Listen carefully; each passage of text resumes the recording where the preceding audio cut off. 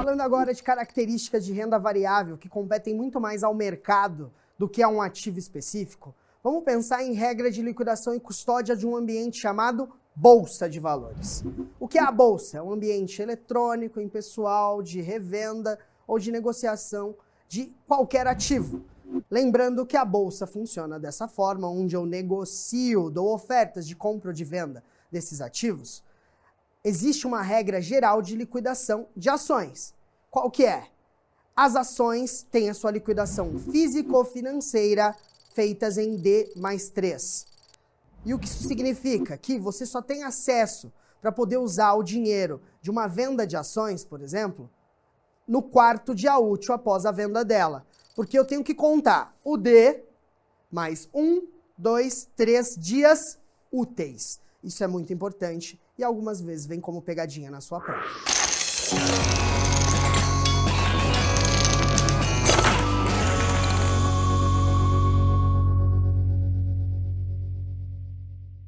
Tratando agora de algumas características que competem um pouquinho mais pro mercado, não somente ao ativo específico ou à ação específica, vou falar da regra de liquidação no ambiente de bolsa. A liquidação e custódia no ambiente de bolsa acontece hoje em D+2, ou seja, são 3 dias úteis, porque eu conto o D, que é o dia que acontece a negociação, mais 2 dias úteis para que haja liquidação físico-financeira. Isso mudou há pouco. Pode ser que a gente tenha que destacar isso em prova. Seguindo com os nossos assuntos de mercado, mas que falam também de ações, vou trabalhar agora níveis de governança corporativa. O que é governança corporativa? Tenho certeza que muitas vezes você já se deparou com esse português, já olhou para empresas que têm maior governança corporativa em relação às outras, mas poucas vezes a gente se pergunta o que é. Governança corporativa, de uma maneira livre, são boas práticas empresariais que visam obter maior transparência da empresa e de suas ações quanto ao mercado. Então, sustentabilidade, governança corporativa, todos esses movimentos aumentam a transparência da empresa em relação ao mercado. Existem 3 níveis dentro do ambiente de bolsa que são acatados quando eu tenho a negociação de ações. Quais são esses níveis? Nível 1 é o nível mínimo que eu tenho que ter para negociar. Nível 2 é um nível intermediário e o nível com maior transparência vigente hoje é o novo mercado. Observando a escada que está aqui do meu lado com os níveis de governança, eu tenho o primeiro degrau com nível 1, o segundo degrau com nível 2 e o terceiro degrau com o novo mercado, que é o maior nível de governança que eu atinjo hoje dentro do ambiente de bolsa de valores. Então, para subir os degraus, a empresa vai aumentando a sua transparência. Nós temos hoje o nível 1, cuja exigência principal de prova, ou seja, o que enuncia esse nível, é a exigência de informações mais transparentes. Além disso, uma empresa que compõe a nível 1 precisa manter em livre circulação um capital mínimo de 25% do total do seu patrimônio. Ou seja, a cada R$100 de valor patrimonial da empresa, 25 precisam ficar em livre circulação. E o nome dessa livre circulação é Free Flow. Agora, quando a gente dá mais um passo na governança, ou seja, quer ficar um pouco mais transparente, a gente pode sair do nível 1 e ir para o nível 2. A principal característica, ou seja, a mais marcante, é o compromisso com o acionista minoritário. E esse compromisso se dá através do oferecimento de tag-along quando há a venda do bloco controlador da empresa. Esse tag-along mínimo é de 80% em ações preferenciais, podendo chegar a 100% em ações ordinárias. Então grava aí, falou de tag-along? O mínimo são 80% de preferenciais e 100% de ordinárias. Isso cai na prova. Além do tag-along, eu tenho algumas características que complementam aí o nível 2 de governança. Além de ter que manter um free flow de informações mais transparentes, que eram informações que já vieram carregadas do nível 1, eu tenho um conselho de administração com no mínimo 5 membros, dos quais 20% precisam ser independentes, e tenho a exigência de demonstrações financeiras agora divulgadas segundo critérios internacionais. Ou seja, eu não posso mais divulgar somente demonstrações financeiras adaptadas à nossa contabilidade. Eu preciso observar alguns outros critérios de contabilidade que, em regra, são a contabilidade norte-americana e a contabilidade da União Europeia, para que o mundo todo me enxergue de forma transparente.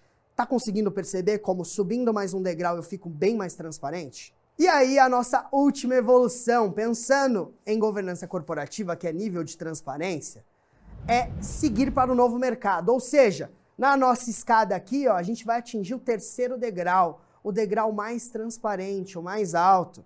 Então, além de tudo aquilo que eu já carrego de níveis 1 e 2, eu tenho ainda que nesse mercado somente são permitidas ações ordinárias. E aí está uma grande questão. O que eu faço, sendo uma empresa que sai do nível 2 para migrar para o novo mercado, com as ações preferenciais que existiam? O português correto é conversão.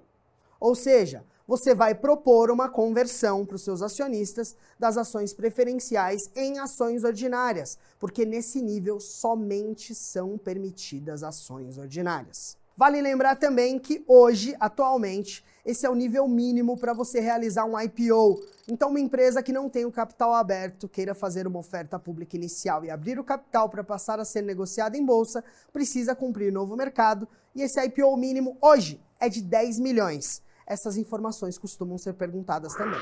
Seguindo aqui com informações referentes a alguns outros ativos também negociados no ambiente de bolsa, vamos falar agora de recibos. Recibos são ativos, valores mobiliários que representam ações estrangeiras, mas que são negociadas em algumas bolsas do mundo.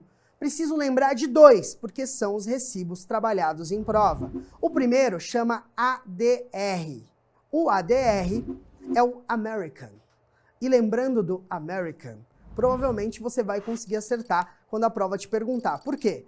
É o recibo de uma empresa financeira que representa uma ação depositada no país de origem dela, que é negociado na América. Lembra disso? A de American, porque são negociados nas bolsas americanas. O segundo recibo trata do BDR, que é o Brasília. E aí é a mesma relação do American. Por quê? É uma empresa estrangeira que deposita suas ações num banco custodiante no país de origem e tramita esse recibo para a nossa bolsa, para negociar na nossa Bovespa.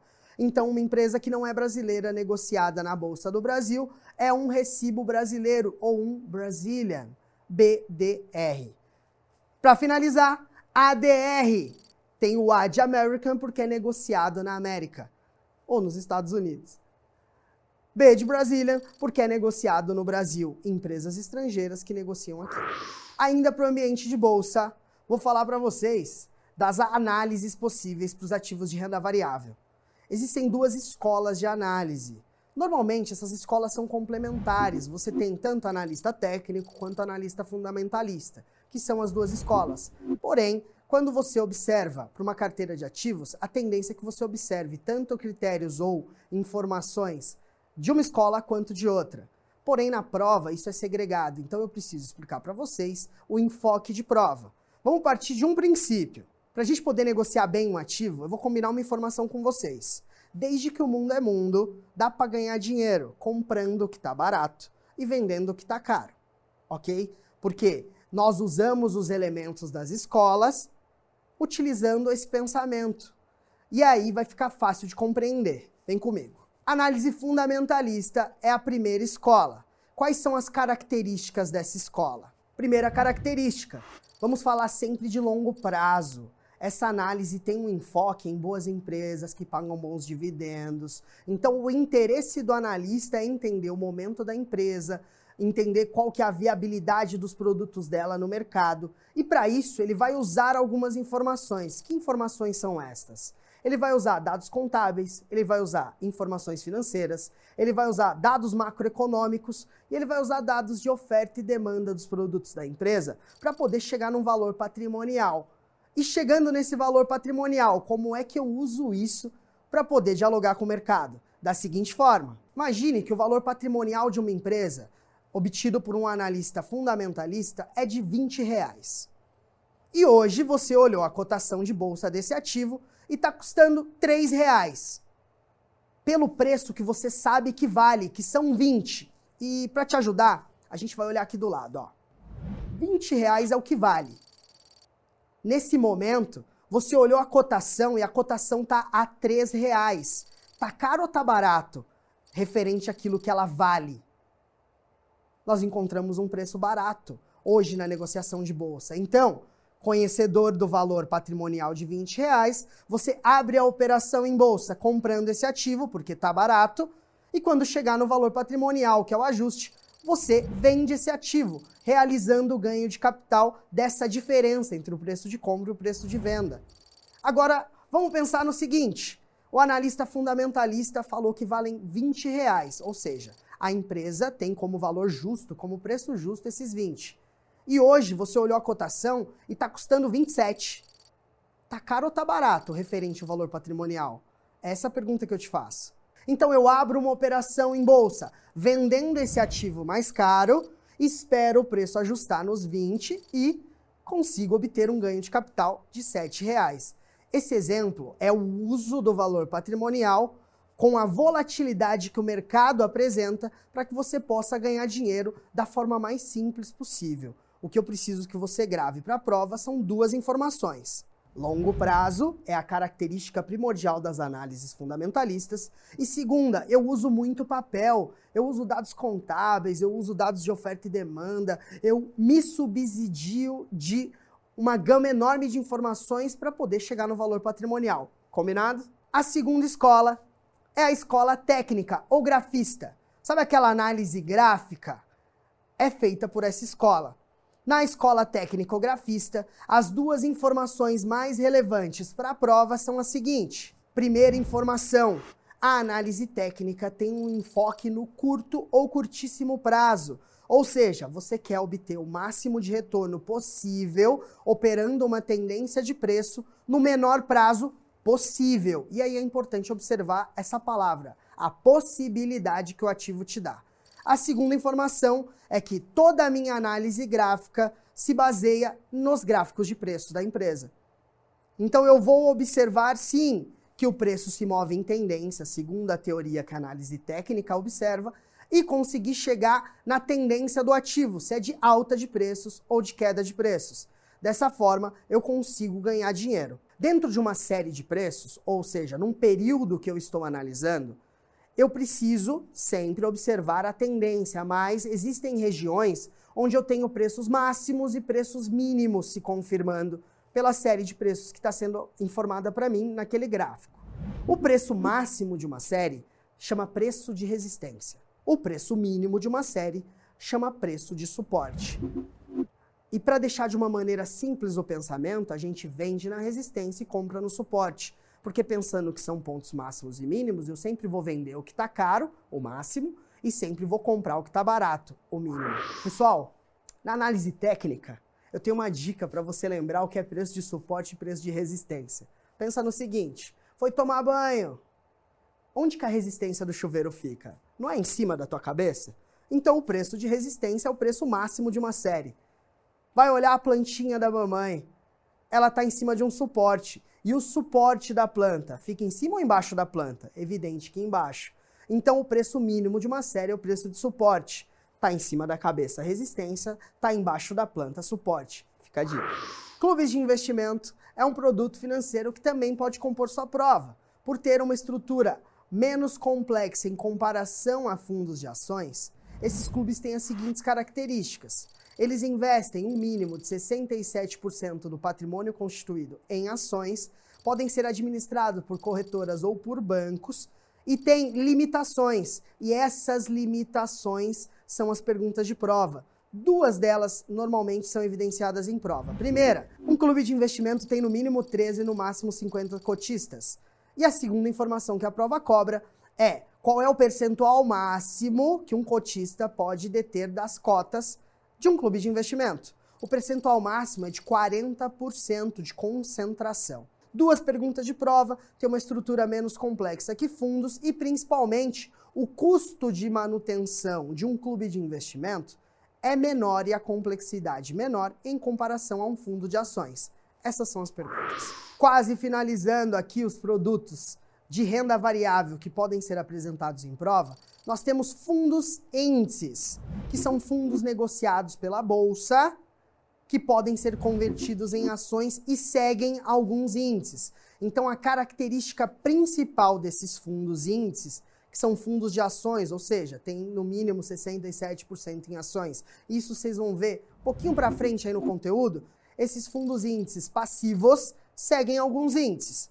O nome deles são ETFs. A ideia é que a gente consiga lembrar que existem algumas relações entre bolsa e alguns outros índices ou alguns outros fatores de mercado. Se você quiser investir na bolsa, no ambiente, acompanhar a valorização do ambiente, como é que você consegue fazer isso? Ou diversificando da mesma forma que os índices medem os ativos de bolsa, ou comprando cotas de um fundo que investe nos índices da bolsa. Você acompanha as valorizações.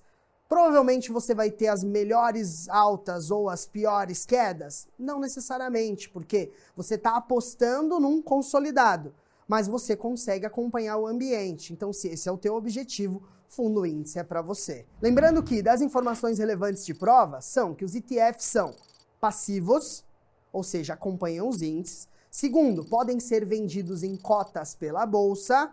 E terceiro, são conversíveis.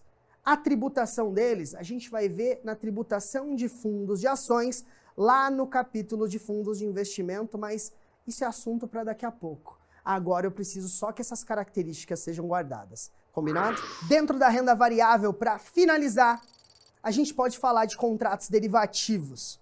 E aí a minha ideia aqui não é explicar cada um dos derivativos para vocês. Isso vai ser feito daqui a pouco. A minha ideia aqui é que você consiga conceituar, ou seja, entender qual é a função de um derivativo, ou para que eu uso um derivativo. Da forma mais simples possível, o nome derivativo constitui o que é esse produto. Porque é um produto ou um contrato, um ativo financeiro que deriva de um ativo. Por isso que o nome é derivativo. Nesse sentido, é uma aposta financeira que você faz com relação a uma expectativa de preços de um ativo que você não controla essa variação de preços. A palavra aposta pode ser um pouco pejorativa, então vamos trocar por expectativa? É uma expectativa que você tem de alta ou de queda de preços e você monetiza isso, ou seja, você aposta uma grana nessa alta ou nessa queda de preços. Derivativos podem ser utilizados com dois objetivos. Qual que é o primeiro objetivo que eu posso narrar falando do uso de derivativos? O objetivo é proteção, onde eu uso os derivativos para fazer hedge da minha carteira. Então, anota aí, ó, hedge, o primeiro objetivo com derivativos. Busca um menor risco, proteção à carteira e diminui a volatilidade. Ou seja, eu fico mais conservador quando eu faço hedge de uma carteira.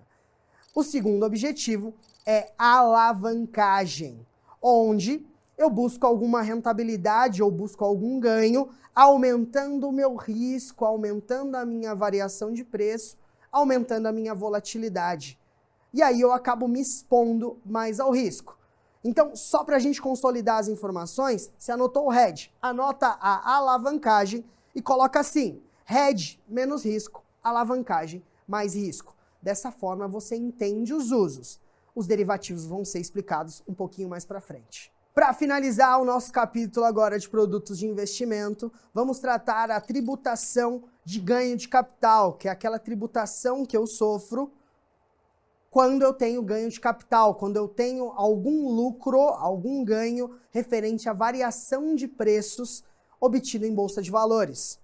Essa tributação tem algumas características que eu vou explicar para vocês e depois das características a gente vai entender as operações onde eu posso gerar riqueza. Primeira característica, a tributação é via DARF, Documento de Arrecadação da Receita Federal, e é paga pelo investidor.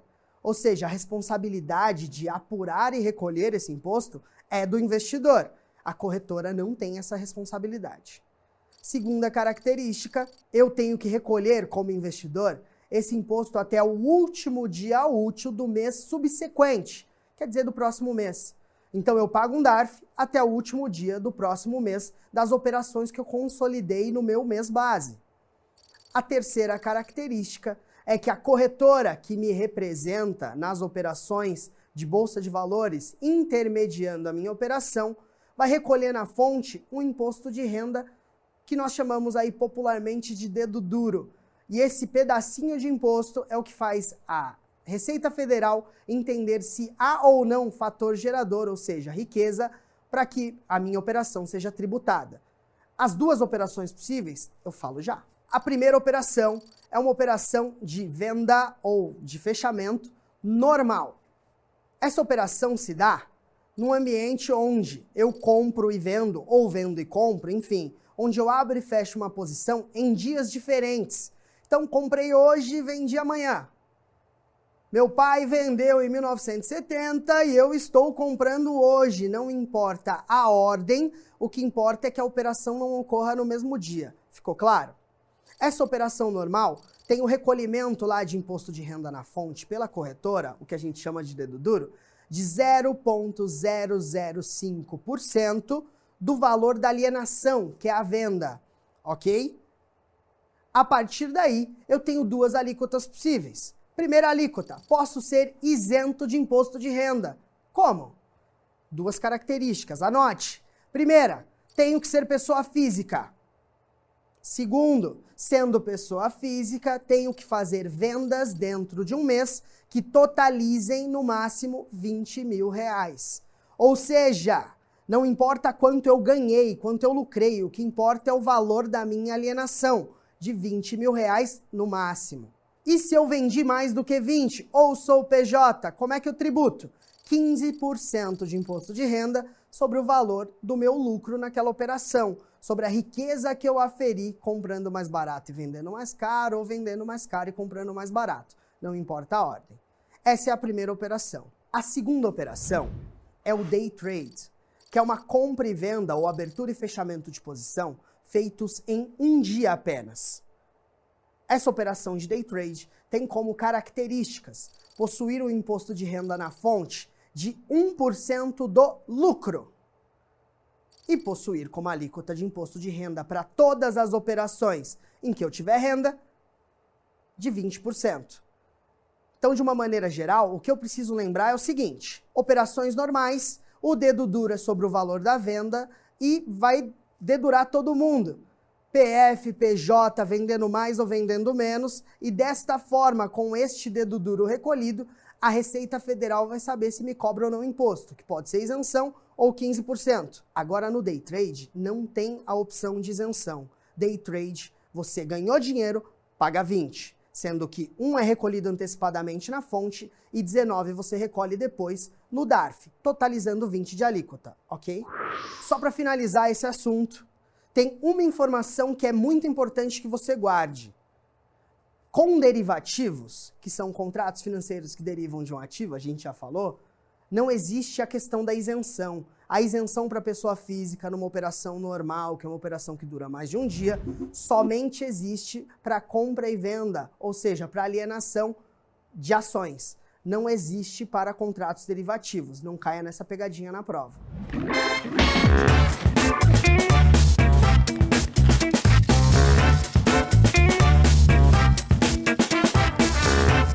Fechando agora o nosso capítulo de produtos financeiros, falamos de renda variável. Falamos tanto de ações, quanto de derivativos, quanto de eventos corporativos, tratamos um pouquinho de bolsa, falamos até de análise. O que é importante? Que você consiga consolidar essas informações e entender que produtos de investimento constituem um alto percentual, chegando a mais ou menos 40% do que é exigido em prova de conhecimento. Então é importante estar preparado para isso. Você está preparado?